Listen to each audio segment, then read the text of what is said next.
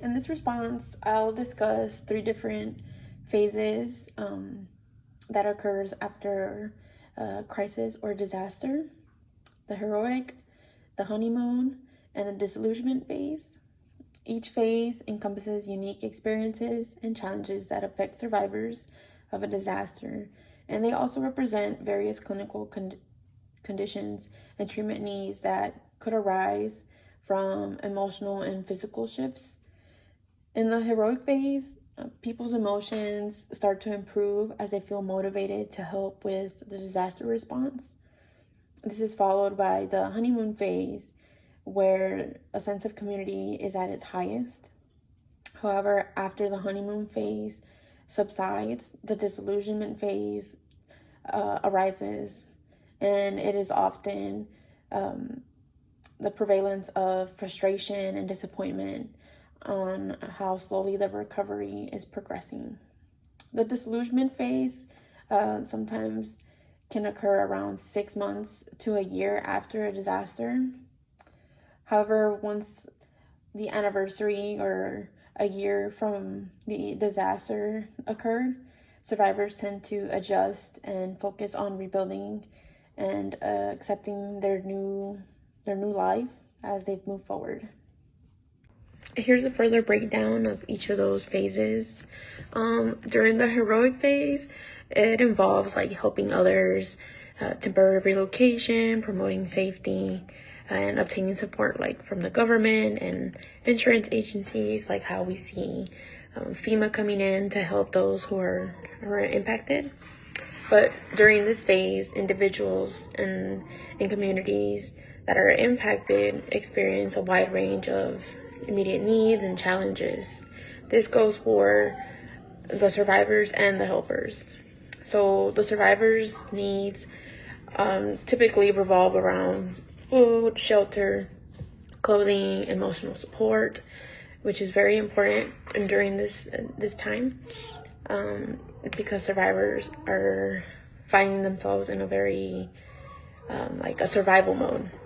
The challenges that may come about is how everyone, including the helpers and obviously the survivors, are blindsided by the crisis. Nobody is like gauges the real like concept on the long-term effects of the event. Volunteers and helpers are working long hours, sometimes for consecutive days, without the space to process the scale of the disaster. This intense focus on immediate survival can also lead to exhaustion, both mentally, physically, and spiritually for helpers and the survivors. Also, there's often a denial of the magnitude of the event and its long-term consequences. People may not recognize how deeply the disaster has affected them emotionally, spiritually, or even physically in some cases, and they may start to avoid confronting the circumstance due to the fear of feeling overwhelmed. However, the denial of the severity of the situation can sometimes serve as a coping mechanism that allows individuals to push forward despite the emotional and physical toll and spiritual toll.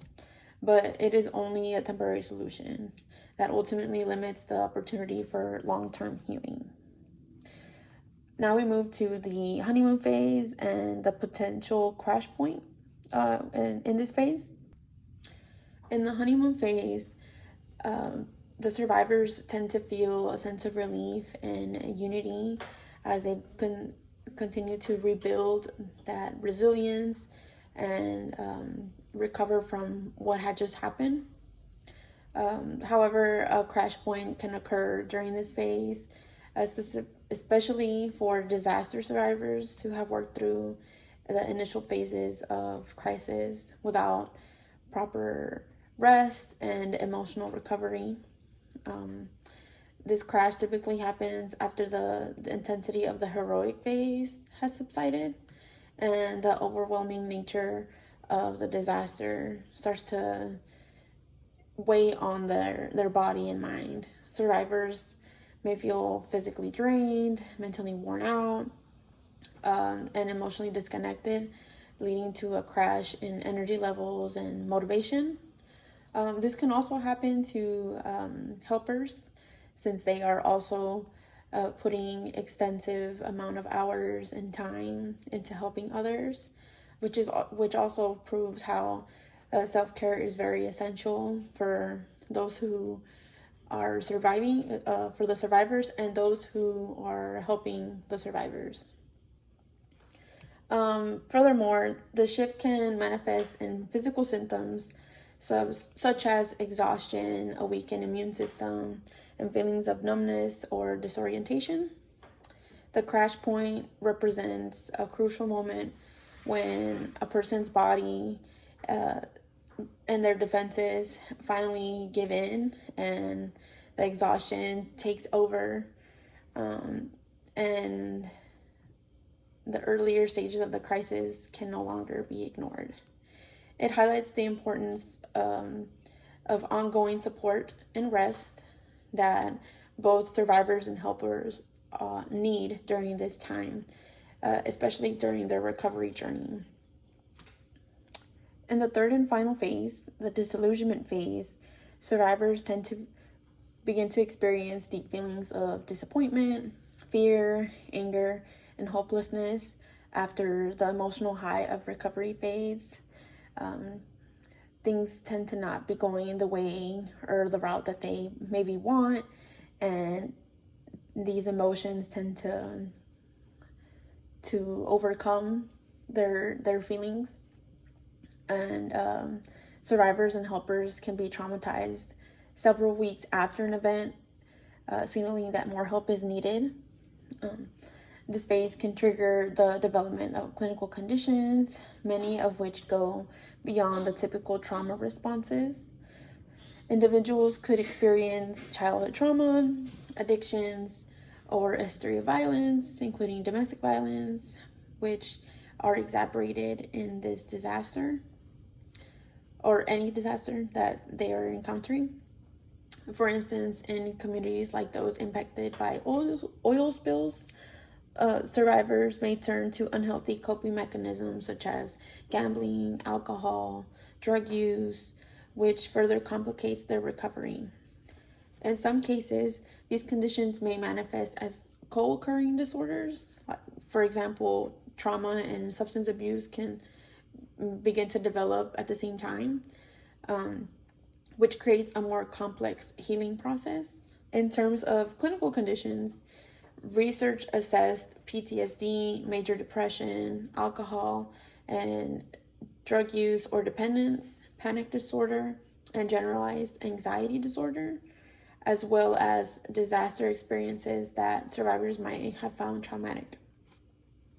The results rendered that a third of the disaster survivors from the research had a post-disaster disorder. The most prevalent of these was post-traumatic stress disorder. In another research interview after 2 to 5 months from this crisis, from a different crisis, they found a past month prevalence of 20.6% of any several mental or substance use conditions, including PTSD, generalized anxiety disorder, panic disorder, depression, alcohol dependence and use, and suicide ideation. The researchers' final conclusion was that disaster events impact may not be right after the crisis or disaster, but many months after. When it comes to the treatment of these conditions, it requires integrative approach, including trauma-informed care, debriefing, support through faith-based initiatives such as church-wide events, small group curriculums, and grief counseling for those who are susceptible or open to religious help. For instance, those with PTSD may need cognitive behavioral or exposure therapy, and in severe cases, even medication. Furthermore, it is good to keep in mind that all survivors may not develop or experience the same thing. Therefore, treatment should be tailored for each of those clients as they need. Also, building resilience and preparing the community to respond effectively to future crises can also help survivors and helpers regain a sense of control and confidence. I mentioned helpers as well because if they have an established plan prior to a disaster occurring, they may be better suited to combat what is to come. Additionally, interventions such as suicide prevention programs, self-help programs, psychological first aid training, and community-based support programs are crucial in addressing the mental health needs of survivors. By helping people cope in healthy ways and providing them with the tools to support each other, communities can foster a culture of healing and recovery. The church in particular can play a pivotal role in bringing people together, combating isolation, facilitating spiritual healing.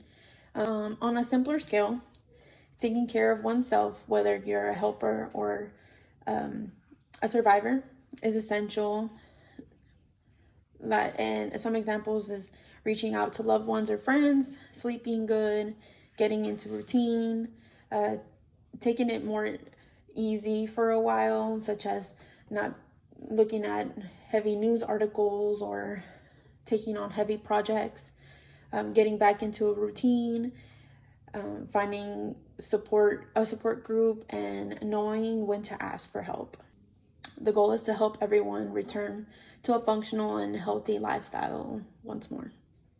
It's also important to know the signs of individuals who are struggling to recover. These signs can include those who constantly retell their traumatic stories without taking the steps to process or work through their grief, which can hinder their long-term recovery. I have included the following resources in my response.